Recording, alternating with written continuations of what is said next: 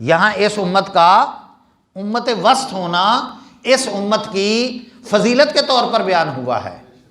دیگر مقامات پر یہ بات واضح ہے، قرآن پاک سے بالکل ہمارے سامنے آتی ہے کہ رب تبارک و تعالیٰ نے اس امت کو دیگر تمام امتوں پر فضیلت عطا فرمائی ہے، تمام امتوں پر فوقیت اور برتری اور فائق درجہ عطا فرمایا ہے۔ تو یہاں اس کا امت وسط ہونا یہ بھی اصل میں اس کے باقی ساری امتوں پر افضل ہونے کی دلیل ہے۔ کئی امتوں میں غلو پیدا ہو گیا، افراط پیدا ہو گیا، کئیوں میں تفریط پیدا ہو گئی، کئی ایک پول پر چلے گئے، کئی دوسرے پول پر چلے گئے۔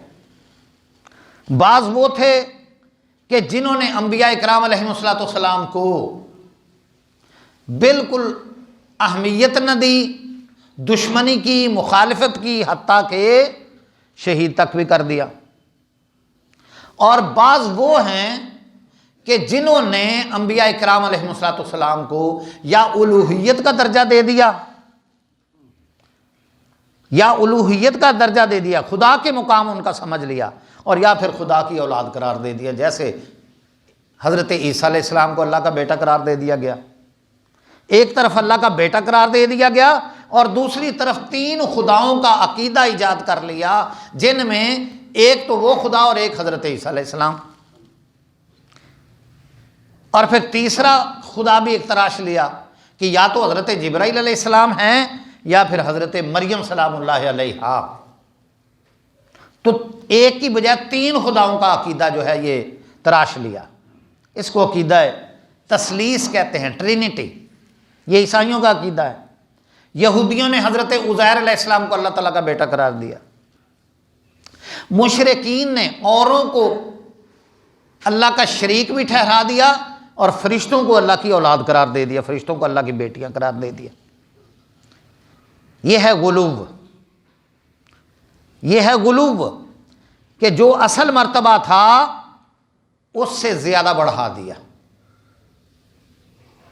اور پہلی صورت جو میں نے عرض کی کہ انبیاء کرام علیہم السلام کو بالکل لائٹ لیا، ان کو اور ان کی دعوت کو اہمیت نہ دی، ان کی مخالفت کی، دشمنی کی، حتیٰ کہ ان کو شہید تک بھی کر دیا۔ یہ ہے کہ جو ان کا مقام و مرتبہ تھا اس کا بھی ادراک نہ کیا اور لحاظ نہ کیا، ان کا وہ مقام تسلیم نہ کیا جو رب تبارک و تعالیٰ نے ان کو عطا فرمایا ہے۔ یہ ہے تفریط، مقام سے گھٹا دینا۔ تو ایک تو چلے گئے بالکل ایک کارنر پر، ایک پول پر، اور دوسرے چلے گئے دوسرے پول پر۔ اور یہ جو امت محمدیہ ہے، اللہ اکبر، اس نے نہ تو اللہ کے سوا کسی کو اللہ مانا، حتیٰ کہ حضور نبی پاک صلی اللہ تعالی وسلم کو بھی الہ نہیں سمجھا، معبود نہیں سمجھا، نہیں قرار دیا، اور نہ ہی ایسا کیا کہ جو حضور صلی اللہ علیہ وسلم کا مقام و مرتبہ یا دیگر انبیاء کرام علیہم السلام کے مقام و مرتبے اور درجات تھے ان میں کوئی کمی کر دی ہو۔ اور کمی کی ایک صورت یہ بھی ہے کہ کسی کو رب تعالیٰ نے نبی بنایا ہو اور ہم اس کو نبی تسلیم نہ کریں، ہم اس کو نبی تسلیم نہ کریں۔ تو اہل ایمان کا تو قول قرآن میں بیان ہوا ہے، لا نفرق بین احد من رسلہ، کہ وہ کیا کہتے ہیں کہ ہم رسولوں کے درمیان نفس نبوت اور رسالت میں اور ان پر ایمان لانے کے اعتبار سے کوئی فرق نہیں کرتے۔ ایسا نہیں کرتے کسی کو تو نبی مانے اور کسی کو نہ مانے۔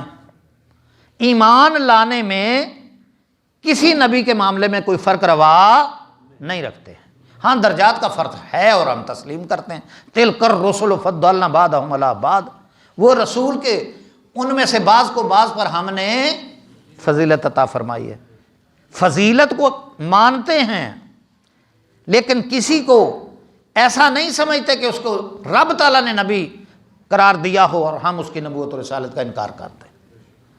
جن کے نام قرآن پاک کے اندر مذکور ہوئے ان کو بھی نبی اور رسول مانتے ہیں، اور جن کے نام قرآن پاک کے اندر احادیث کے اندر مذکور نہیں ہوئے یہ کہتے ہوئے ان کی نبوت اور رسالت کو بھی مانتے ہیں کہ اللہ تبارک و تعالیٰ نے جس کو بھی نبی اور رسول بنایا ہے، رب تعالیٰ نے جس کو بھی نبی اور رسول بنایا ہے ہم اس کی نبوت و رسالت پر ایمان لاتے ہیں۔ جس کو نبی رسول بنایا ان میں سے کسی ایک کا بھی انکار نہیں کرتے، اور جن کو نبی اور رسول بنایا ان میں سے کسی ایک کو بھی درجہ نبوت و رسالت سے زائد سمجھتے ہوئے الا قرار نہیں دیتے۔ یہ ہے اصل میں امت وسط کی خوبی اور امت وسط کا ایک